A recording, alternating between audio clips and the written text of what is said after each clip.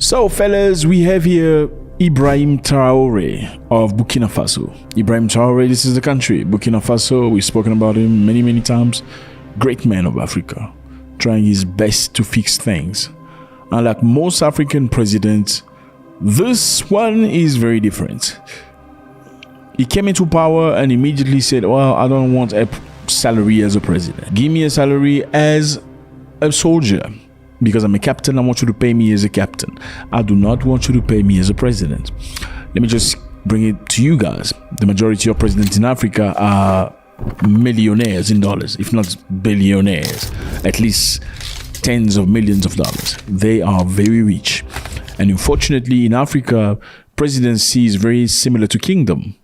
Yeah, it's the mentality of African people, making the president or turning him into a king. He can do anything. He can choose anything and nobody's going to hold him accountable. Now, this man who's 36 years old today is doing tremendous work. And now this was a speech that he made encouraging people from his country not to run away from the country, to stay in Burkina Faso.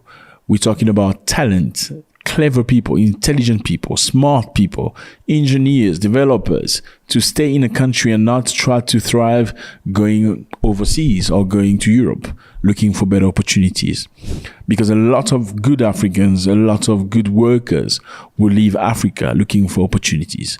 Let's just listen to him quickly. Let's go. That is why I would urge you to go all out so that we can establish these elite schools, so that these talented individuals do not end up going abroad. Because for a long time, imperialists have always drawn talent from here through scholarships. Once they are home, they do not return to the country. I do not want these brains that are here to end up abroad and not serve our country. Make sure that these initiatives succeed and that we can establish the polytechnic and technological universities we need so that these children can express all their talents and work for the benefit of our homeland. It is almost like another... So this is very clear, okay? It's a very short clip, but he's speaking to the people that are in charge of development in the country, telling them to do their work, make sure that these kids here, have everything they need so they can establish themselves and develop the country in Burkina Faso and not thrive to get opportunities in the US, go to the UK. No, I don't think they go to the US or UK. They'll probably go to France. Africans have this thing, like each African country look to go to their colonizer. Have you noticed that? Yeah. You look at Nigerians, all Nigerians want to go to London. Like, if you see a Nigerian that, where you come from? I'm from London. They all want to go to London. Ugandans want to go to London. Kenyans want to go to London. Many other Africans that were colonized by English will want to go to London. Now you look at the French side. Yes, because France also colonized Africa. You look at Cote d'Ivoire, they all want to go to France. Cameroon all want to go to France. Gabon want to go to France. Senegal, Guinea, all these countries, they want to go to France. Like if you give them an opportunity, say you want to travel abroad, go discover things, if he's never traveled before, the first thing you tell you, I want to go to London for a Nigerian or Ugandan or Kenyan, and for Cote d'Ivoire and all these other countries, Senegal, will say they want to go to France. It's crazy. Is that the syndrome of what do you call that thing? Swedish syndrome or something? Like the person that beat you up really bad or beat your ancestors back quite a lot. You just want to go to where even look at Angola. This is Angola on a map.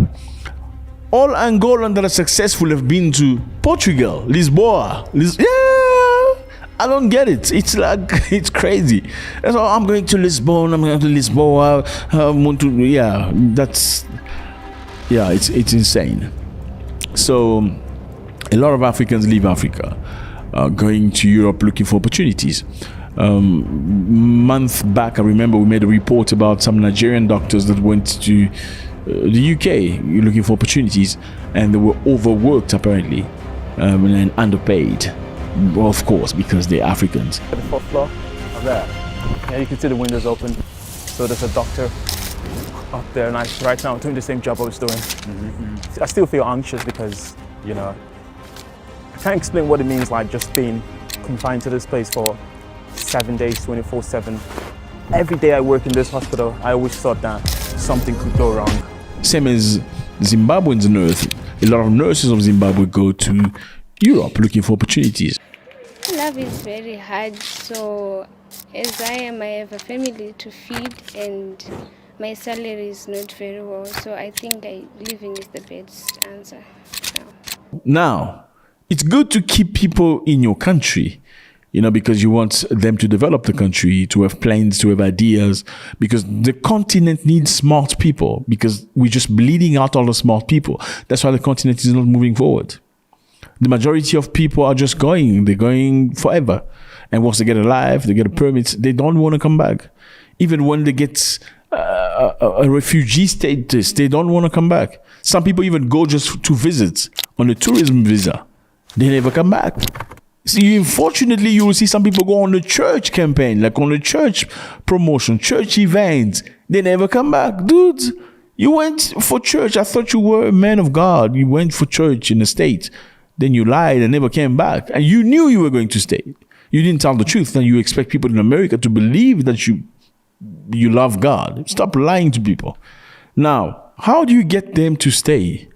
You need to give them good jobs, number one. Find them jobs. In order for people to stay in a country, intelligentsia, people capable of working to cybersecurity, protection, engineering, you need to give them jobs. That's number one.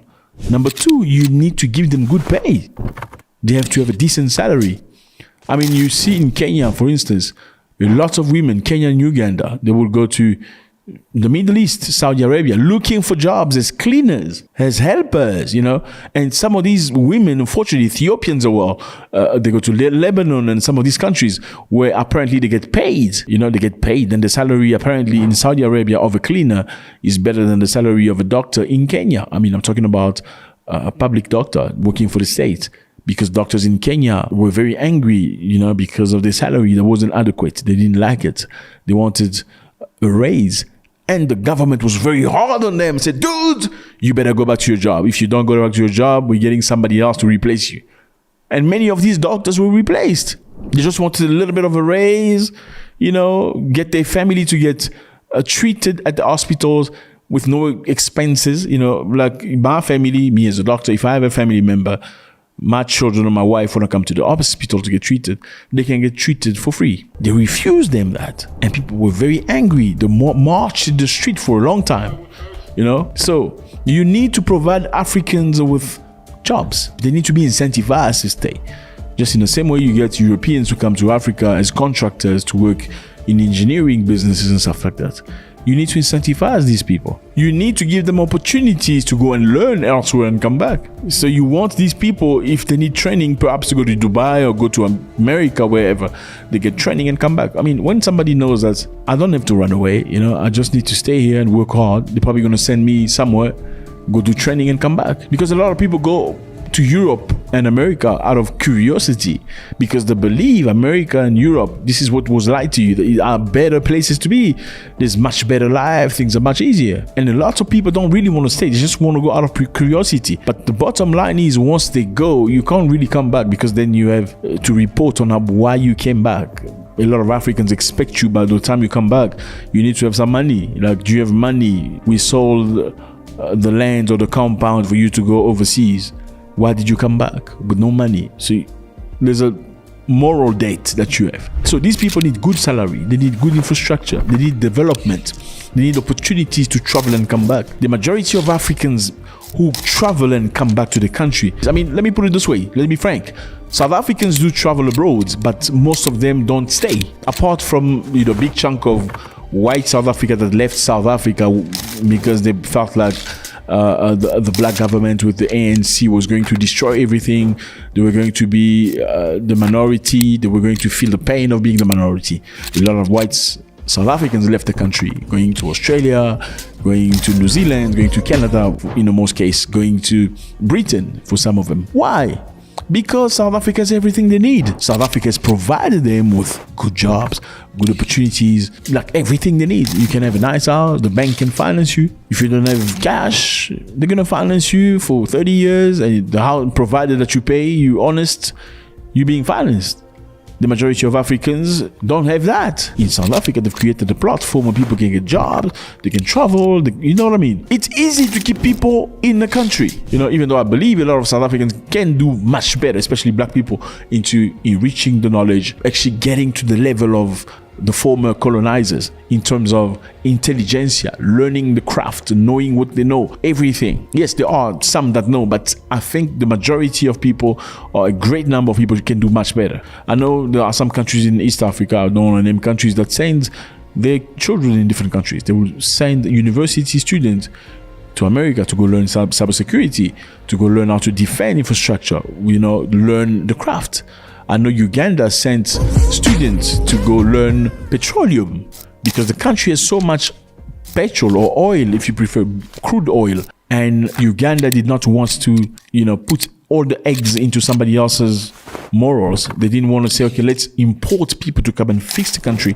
Let's import people to come and find the oil, for us. You know, if you're finding somebody from another country who's going to do the oil, you know, dig and get the oil out of the machines, whilst your people don't know. You don't know when they lie to you. This is exactly what's happening in some of these countries in, you know, Central Africa. Congo, Brazzaville, they have a lot of oil, crude oil. But the French used to get the oil out of the country to their boat, from the whatever you call it, to the boat. And they will write a report on how much oil they took. And the country or the government just had to accept and sign.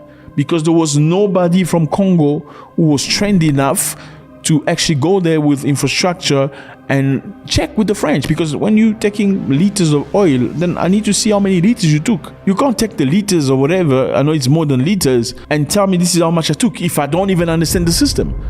You know what I mean? You need somebody to be trained. So when the French are taking, so I can see. So Africa need that because we're dependent. Remember, during this, we were crying, waiting for Europe to send us medicine. We couldn't even look after ourselves. How can we call ourselves independent countries if we don't have the intelligentsia, we don't invest into our people? Let me know how you feel about this. It's always a great pleasure. God bless.